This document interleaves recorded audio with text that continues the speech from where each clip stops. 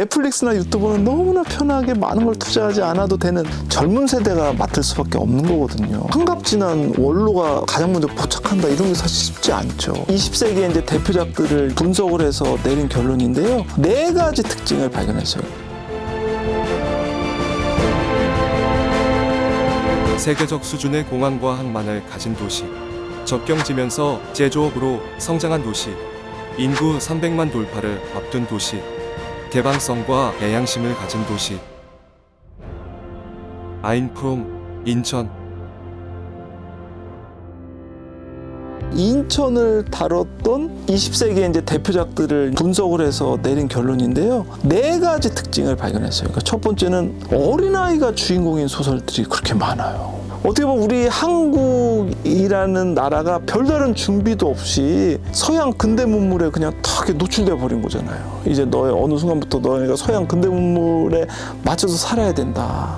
그것이 마치 세상을 살아갈 능력도 힘도 아무것도 없는 그냥 어린아이의 형상으로 이렇게 소설에 나타난 게 아닌가 그런 생각도 많이 듭니다. 두 번째는 이 인천은 민족적으로 혼종된 공간으로 그려져요. 인천은 태생부터가 그래요. 출발부터. 그 인천이란 도시가 처음 만들어진 19세기 말에 그때 인구 분포를 보면 놀랍습니다. 거의 절반이 외국인이에요. 그러니까 아마 그런 도시가 없을 거예요. 그리고 지금도 인천이 그런 외국인 비율이 상당히 높은 도시입니다. 그리고 또 외국으로 나가는 관문으로 그려지는 특징이 있고요. 서울과의 지리적 인접성으로 인해서 늘 항상 외국과 한국이 소통하는 가장 중요한 관문 역할을 했고요. 인천은 토박이들의 도시라기보다는 외지인들의 도시로 그려지는.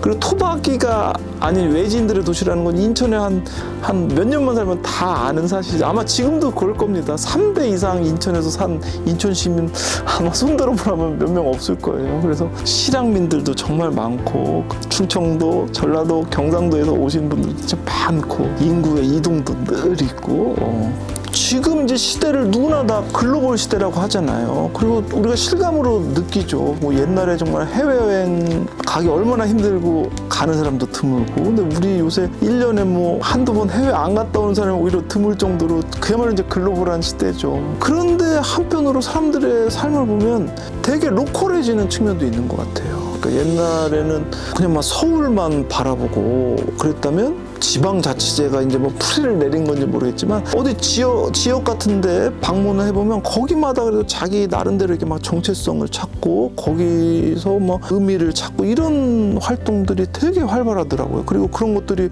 보면 아주 그 지역을 반짝반짝 빛나게 하고 좋게 만드는 걸 이제 너무 많이 봤고요. 그런 측면에서 지금 시대는 그냥 단순하게 글로벌화되는 시대가 아니라 글로벌과 로컬이 결합된 글로컬한 시대가 아닌가 그런 생각이 들어요. 로컬이 지역이라고 번역이 될 수도 있고 지방이라고 맞습니다. 번역이 될 수 있잖아요. 지역으로서 인천과 지방으로서 인천이 좀 다를까요? 그러니까 지방이라고 할 때는 항상 중심을 설정하는 거죠. 그러니까 중심이 있고 그거에 약간 결여태로서의 그거에 이제 미달태로서 존재하는 게 이제 지방인 거죠. 지방으로 어느 곳을 인식할 때 그곳에게 주어진 과제는 그 중앙을 빨리 모방하고 그걸 따라해야 되는 거죠. 그거에 반해서 이제 지역이라고 할 때는 중앙을 설정하지 않는 거죠. 지역이라고 할 때는 그곳만의 그냥 고유성으로 존재하는 거예요. 발전하고 그렇게 나아가면 되는 거죠. 조금만 상식이 있다면 우리가 지방이라는 자의식을 갖고 살아야겠습니까? 지역이라는 자의식을 갖고 살아야겠습니까? 당연히 지역이겠죠. 이 세상이 다 서울같이 된다면 그렇게 될 수도 없거냐. 만약에 그렇게 된다면 디스토피아 아니겠어요? 대한민국에 있는 수백 개의 도시가 다 그것대로 자기만의 꽃을 피웠을 때 그 얼마나 아름답고 경제적으로도 그게 훨씬 더 남는 장사 아니겠습니까? 학생들도 저한테 요새 자주 하는 질문이에요. 요새 이제 소설을 읽는 분들도 없고 하고 그러니까요. 그러니까 첫 번째는 무언가를 알려주지 않나요? 인식적 기능이 있는 것 같아요. 또 하나는 소설이라는 거는 우리가 어떻게 사는 게 올바른 삶인지, 어떻게 살아야 되는지에 대한 고민을 하게 만들어주는 것 같아요. 윤리적 기능이라고 저는 이름을 붙이고 싶은데요. 소설도 우리에게 미적인 쾌감, 미적인 감동을 주는 것 같아요. 소설에 쓰여 있는 멋있는 문장 하나, 그리고 정말 쉽게 이해되지 않나 좀 매력적인 인물의 모습, 그 자체로 마치 그냥 들판에 피어있는 꽃이 나한테 밥 한 그릇 사주지 않지만 그냥 그 자체로 나를 즐겁게 하듯이 그냥 행복해지게 만들어주지 않나.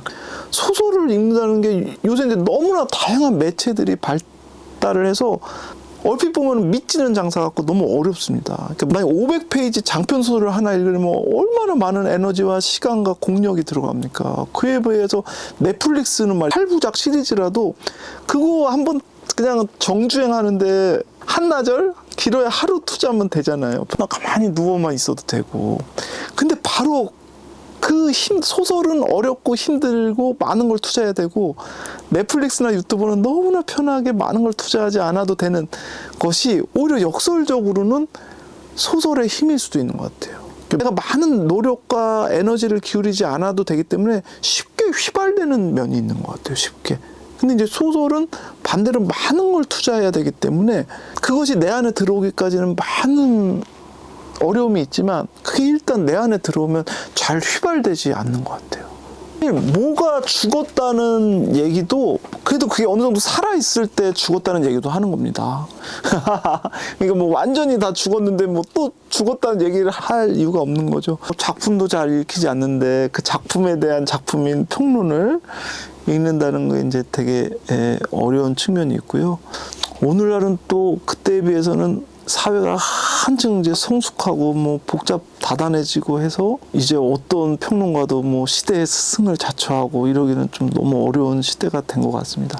그 작품에 대한 올바른 해설, 분석을 하기 위해서도 결국에는 시대나 사회에 대한 통찰, 그리고 나름의 어떤 비전 이런 게 없이는 불가능하다고 생각하거든요. 점점 이제 시간이 가면서 제가 평론가로서의 욕망보다는 국문학자로서의 욕망이 사실 점점 커지는 것도 사실입니다. 근데 그거는 모든 평론가가 또 겪을 수밖에 없는 것 같아요. 왜냐하면은 한 시대의 가장 그 예민한 감수성을 다룰 수 있는 작가, 그러니까 어떤 그 시대 소설가로서의 전위는 젊은 세대가 맡을 수밖에 없는 거거든요. 지금 변모되는 시대의 가장 민감한 부분을 뭐 환갑지난 원로가 가장 먼저 포착한다 이런 게 사실 쉽지 않죠. 그 시대에 젊은이가 이제 그걸 포착한 게 마련인 거죠. 어쩔 수 없이 이제 젊은 작가들과 어떤 뭐 감수성에 있어서나 정서적으로나 거리가 생길 수밖에 없죠. 이게 제가 막 나이가 50이 되고 막 이러면서도 난 여전히 뭐 20대 작가가 쓴 30대 작가가 쓴 소설을 다 나는 생생한 감각으로 이해할 수 있어 이렇게 말하는 것도 어떻게 보면 오만이겠죠. 그러다 보니까 점점 저의 관심도 이제 문학 평론보다는 연구 쪽으로 이제 기우는 것도 사실이고요. 뭐 저한테 뭐 도움을 줬다, 해를 줬다 이제 뭐 그런 거를 판단하는 것도 마치 뭐 어릴 때는 뭐 엄마가 어떻고 아빠가 어떻고 막 원망도 하기도 하고 막 나 엄마 좋아 막 얘기하기도 하지만 이제 어느 정도 어른이 되면은 어머니나 아버지라는 건 이제 그런 거 다 초월한 그냥 어머니 아버지잖아요. 그래서 이제 인천도 저한테 그냥 그런 존재 같아요. 평가와 이런 것을 허락하지 않는 그냥 저에게는 운명 같은 공간이 아닌가 그런 생각이 듭니다.